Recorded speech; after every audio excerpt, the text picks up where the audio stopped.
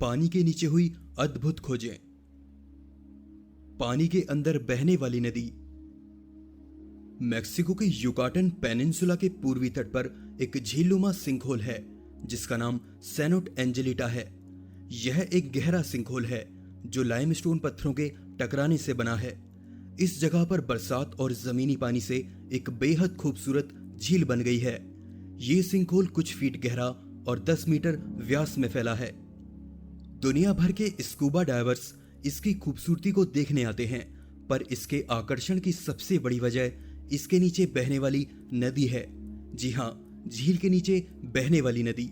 सुनने में थोड़ा अजीब लगता है कि झील के नीचे कैसे कोई नदी अलग से बह सकती है, लेकिन कुछ खोजकर्ताओं ने दावा किया है कि इस झील के नीचे अलग से बहने वाली एक नदी मौजूद है।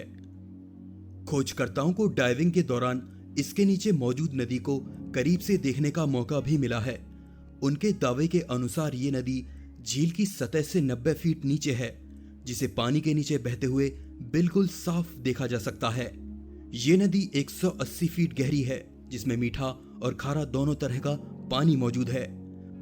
जहां एक तरफ लोग इस नदी की खूबी को देखकर हैरान रह जाते हैं, वहीं दूसरी तरफ ऐसा होने के पीछे एक वैज्ञानिक कारण भी है।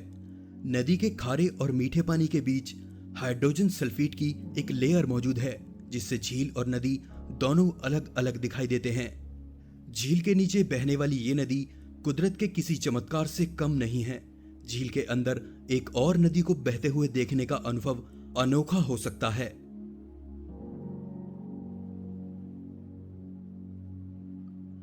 Yonaguni monument. 1986 में गोताखोरों की एक टीम ने जापान के योनागुनी द्वीप पर समुद्र के नीचे एक सीढ़ीनुमा स्ट्रक्चर की खोज की थी।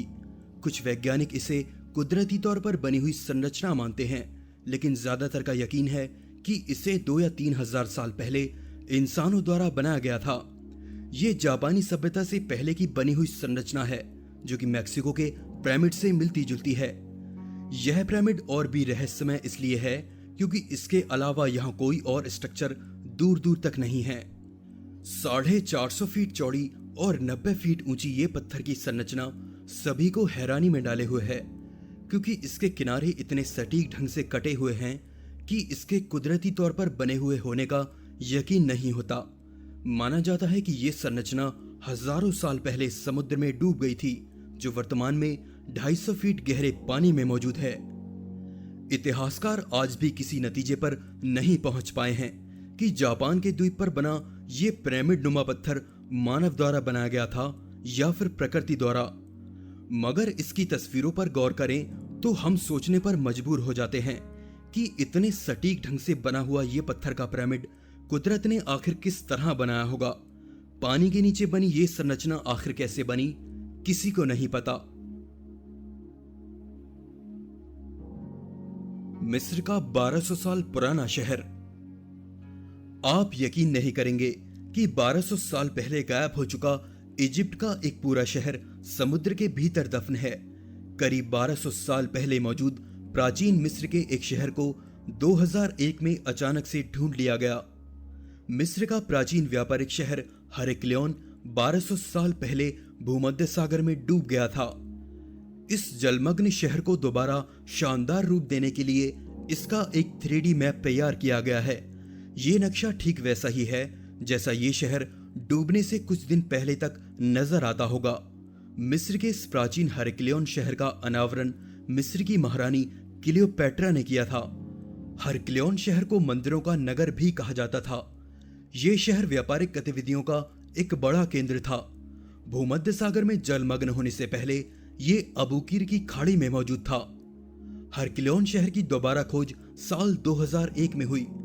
अबूकीर की खाड़ी के समुद्र तल से खोजकर्ताओं ने फीनिक्स के साथ कई प्राचीन देवी देवताओं की मूर्तियां बाहर निकाली हैं।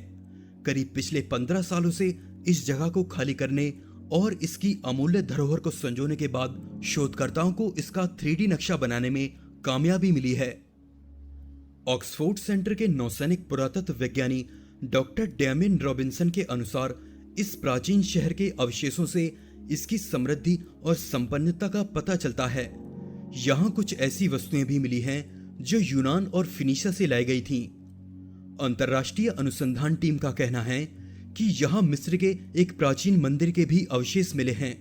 यहीं से क्लियोपेट्रा ने मिस्र पर राज करने की नींव रखी थी। हरक्लियोन शहर के बीचों बीच मौजूद ये मंदिर अन्य शहरों को कई नहरों और सुरंगों से जोड़ता था। यहां 1000 साल से ज्यादा पुरानी हरक्युलिस की मूर्ति भी मिली है। मिट्टी की बनी 16 फीट ऊंची मूर्ति को बाहर निकाला गया, जो सतह से 150 फीट नीचे मौजूद थी। मिस्र के देवी देवताओं की और भी कई मूर्तियां हरक्लियोन शहर के गर्भ में मिली। वैज्ञानिकों का मानना है कि इस प्राचीन शहर में इतना कुछ मौजूद है कि अगले 200 सालों तक यहां शोध जारी रखी जा सकती है। समुद्र में मिले ट्रेन के इंजन। पुरातत्वविदों ने न्यू जर्सी के समुद्री तट से दूर समुद्र के अंदर एक ट्रेन के मलबे की खोज की, जहां पानी के 90 फीट नीचे 1850 में बने ट्रेन के 2 इंजन पूरी तरह से सुरक्षित पाए गए। लेकिन ये बात एक रहस्य ही है कि ये ट्रेन के इंजन यहां आए कैसे, क्योंकि इतिहास में ऐसे इंजन बनने और डूबने का कोई रिकॉर्ड नहीं मिलता। खोजकर्ताओं का मानना है कि ये दोनों इंजन समुद्री यात्रा के दौरान कहीं ले जाते हुए तूफान की चपेट में आने से समुद्र में डूब गए होंगे। पानी में 165 सालों से ज्यादा समय तक रहकर भी इन पर बस मामूली जंग की परत ही जमी है। हैरानी की बात है कि 1 सदी से ज्यादा समय तक पानी के अंदर रहकर भी ये दोनों इंजन यूं ही सुरक्षित बने हुए हैं। टाइटैनिक जहाज। 1912 में टाइटैनिक जहाज के डूबने के बाद खोजकर्ताओं ने उसका मलबा ढूंढने में कई साल लगा दिए। 1985 से पहले जहाज के डूबने के कारणों और दूसरी बातों के लिए खोजकर्ताओं को अफवाहों पर निर्भर रहना पड़ता था। लेकिन 1985 में खोजकर्ताओं की एक टीम ने डूबे हुए टाइटैनिक जहाज को समुद्र की गहराई में खोज निकाला। उन्हें जहाज का मलबा न्यू फाउंडलैंड से 350 मील दूर पानी के 12,000 फीट नीचे मिला। सभी हैरान थे क्योंकि जहाज 2 अलग अलग टुकड़ों में पानी के अंदर एकदम सही सलामत था। इस खोज ने टाइटैनिक जहाज के डूबने से जुड़े कई सवालों और रहस्यों को सुलझाने में मदद की।